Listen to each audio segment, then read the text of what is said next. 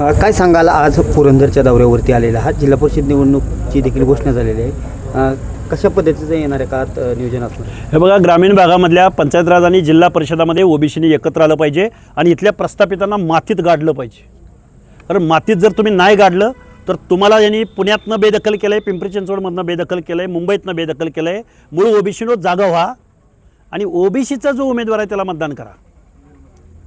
आज मी वीरमध्ये आलो आहे, इथं नाथ मस्कोबाला मी दर्शन घेतलं आहे.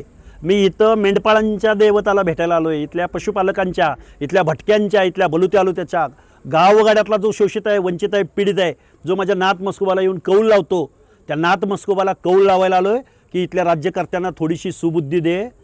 इथलं राजकारणातली मान सन्मानाची पदं, इज्जतीची पदं, कुटुंबाच्या पलीकडं या गावगाड्यातल्या सगळ्या बलुतेदारांना आलुतेदारांना पण सामावून घ्या. कारखाने तुमच्याच घरात ठेवू नका, आमदारक्या खासदारक्या तुमच्याच घरात ठेवू नका. तर तुम्ही या गावगाड्यातल्या बहुसंख्य लोकांचं प्रतिनिधित्व ज्या ओबीसी आरक्षणाच्या माध्यमातून मिळते त्यांना ओबीसीची तिकीटं द्या. हे मी सांगायला, हे साकडं घालायला मी नाथ मस्कोबाला आलो. खऱ्या अर्थाने राज्यात महानगरपालिका पार पडत आहेत, 15ला मतदान देखील होते, परंतु काही ठिकाणी वेगवेगळ्या युत्या पाहायला मिळत आहे. खऱ्या अर्थाने मुंबईमध्ये उद्धव ठाकरे लढताना दिसत आहे, पुण्यामध्ये दोन्ही पवार कुटुंबीय एकत्र आलेली पाहावयास मिळत आहे. कसं पाहता एकंदरीत? हे बघा, ह्यांना सामान्य माणसाचं काही देणं घेणं नाही. राज ठाकरे उद्धव ठाकरे एकत्र आलेत कारण मुंबई जर हातनं गेली तर यांचं राजकारण संपलं. भाजपला वाटतंय की 74,000 कोटीची मुंबई महानगरपालिका आपल्या हातात जर आली तर विरोधक संपला. अजितदादाला वाटतंय की पिंपरी चिंचवड 9,000 कोटीची महानगरपालिका मला पाहिजे आणि भाजपला वाटतंय की 13,000 कोटीची पुणे महानगरपालिका आम्हाला पाहिजे. काय पडलंय व सामान्य माणसाचं देणं घेणं आहे का यांना? दीनदलितांचं देणं घेणं आहे का? स्लम्सचं देणं घेणं आहे का? झोपडपट्ट्यामधल्या रस्त्यांचं, आरोग्याच्या सुविधांचं देणं घेणं आहे? अरे एकही माणूस सामान्य कुटुंबावर बोलायला तयार नाही, सामान्य जनतेच्या प्रश्नावर बोलायला तयार नाही. दादानं बोलावर लांडगेवर, लांडगेनं बोलावर दादांवर, मोहोळांनी बोलावं दादावर, दादांनी बोलावर मोहोळावर आणि हे सगळे सत्तेत एकमेकाच्या मांडीला मांडी लावून. म्हणजे देवाभाऊ मुख्यमंत्री आणि अजितदादा उपमुख्यमंत्री वारे आणि आम्हाला तुम्ही चित्या बनवायला लागलाय. काय चाललंय नक्की? तुम्ही तिथं सत्य द्या ना राजीनामा. दादा, तुम्हाला भाजपवर टीका करायची, द्या उपमुख्यमंत्री पदाचा राजीनामा. अरे सत्तेची फळं भोगता तुम्ही आणि तुम्ही इथं येऊन एकमेकावर टीका. ही नुरा कुस्ती आहे. यांनी ठरवलंय की तू माझ्यावर बोल, मी तुझ्यावर बोलतो, तू मारल्यासारखं कर, मी रडल्यासारखं करतो. ही मिली बघत आहे. सामान्य माणसाचं देणं घेणं कुणाला आहे?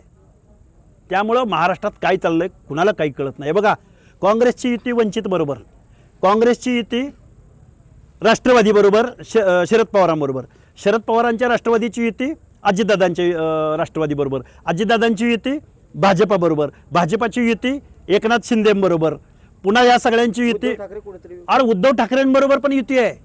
इथं अजितदादा आणि शरद पवारांच्या पक्षाची युती पुण्यामध्ये आणि तिथं शरद पवार आणि ठाकरेंची युती आहे. काय चाललंय? वंचित सुद्धा यात सामील आहे. वंचितची काँग्रेस बरोबर युती आहे, काँग्रेसची राष्ट्रवादी बरोबर युती आहे, पुन्हा शेकापची भाजप बरोबर, शिवसेनेबरोबर युती आहे. अरे कोण विरोधात? कोणतरी विरोधकाची भूमिका गाजवा. कुणीतरी रस्त्यावरती या बेताल सत्ताधाऱ्यांच्या विरोधामध्ये आवाज उठवा. सगळे सत्तेच्या सावलीला आणि गोरगरीब जनता मात्र बाजूला आहे. इथं तुम्हाला पैसे दिले जाणार आहेत मताला. तुम्ही लाख मोलाचं मत पैशाला विकू नका. तुम्ही तुमच्या पुढच्या पिढ्या, तुमच्या शहरातल्या समस्या सोडवायच्या असतील तर चांगल्या माणसाला मतदान करा. आता कुणाला काय वाटेल, कुणाला काय वाटेल, मतदान पैशावर विकत घेणारी मंडळी इथं जन्माला आलेली आहेत. खूप वाईट वाटतं. मी नाथ मस्कोबाला दर्शन, ही परिस्थिती उद्भवायचं कारण असं आहे की राजकारणाचा झालेला चोता आणि सामान्य माणसानं आपली भूमिका, जबाबदारी कुठेतरी विसरलेलं दिसतोय. सामान्य माणसानं बारामतीमधल्या आमच्या संघमित्रा चौधरीला ज्या पद्धतीनं निवडून दिलं, कुणी निवडून दिलं साहेब माहिती आहे? अजितदादा, दादा माणूस महाराष्ट्राचा, पण दादाच्या घरात पराभूत करायचं काम संघमित्रा चौधरीनं, एका दलिताच्या पोरीनं, एका सामान्य कार्यकर्त्याच्या पोरीनं विजय तिथं मिळवून दिला. कुणी मतदान केलं? पथारीवाल्यांनी, हातगाडीवाल्यानं. कुणी मतदान केलं संघमित्राला? ज्याला झोपडी आहे, एका झोपडीमध्ये 10 माणसं राहतात, 10x10च्या घरामध्ये. या म्हणजे सामान्य माणूस जागृत पण आहे एका बाजूला, असंही म्हणावं लागतं. पण जे काही पुढारी आहेत, जे काही पैशावरती मॅन मनी मसल, अगोदर म्हणायचे मॅन मनी मसलवरती निवडणुका जिंकतात, आता मॅन मनी मसल बरोबर आता खोटे दाखले काढलेले आहेत. त्यामुळे महाराष्ट्राच्या राजकारणाची खरं शोकांतिका, कारण कोण विरोधात आहे आणि कोण सत्तेत आहे आणि कुणाची कुणाबरोबर येते आणि कोण कुठल्या पक्षात आहे हे सामान्य माणसाला कळेन असं झालंय, उमगेन असं झालंय. हे वास्तव आहे महाराष्ट्राच्या काय राजकारणात. जिल्हा परिषदमध्ये काय जिल्हा परिषदांच्या निवडणुकामध्ये आम्ही ओबीसी बांधवांना एकत्रित करू, आमच्यातल्या शेतकरी गोरगरीब मराठा समाजाच्या तरुणांना आम्ही बरोबर घेऊ, कारण गावगाडा आमचा आहे. गावातल्या ग्रामदैवताची यात्रा आम्ही एकत्रित करतो, गावातल्या सुखदुःखामध्ये आम्ही एकत्रित सामील होतो. वाट लावली महाराष्ट्राची ती फक्त कारखानदारांनी आणि कारखानदारांच्या नेत्यांनी. नेहमी ज्यांना मंत्रिपदं हवी असतात, नेहमी ज्यांना अर्थमंत्रीपद हवं असतं, त्या लोकांनी महाराष्ट्राचा पूर्ण बट्ट्याबोळ केलेला आहे, पालापाचोळा केलेला आहे आणि सामान्य जनतेला मात्र जनतेची फरफट करत हे पुढे घेऊन चाललेले आहे. काय आव्हान करा खरं मी आव्हान असं करेन, सर्वसामान्य माणसांनी आता विरोधकाची भूमिका निभावली पाहिजे, सर्वसामान्य माणसांनी. कारण विरोधक हा महाराष्ट्रातला सत्ताधाऱ्यांनी संपवलेला आहे. एक जर विरोधक बोलायला लागला तर त्याचा पक्ष प्रवेश केला जातो.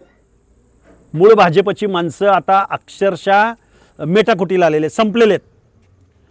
भाजप म्हणायचं 100% भाजपा, आता भाजपनं राष्ट्रवादी आणि काँग्रेस युक्त भाजपा बनवण्याचा विडा उचललेला आहे आणि आत्ता भाजपतर्फे निवडणुका लढणारे सगळे काँग्रेसवाले आणि राष्ट्रवादीवाले आहेत.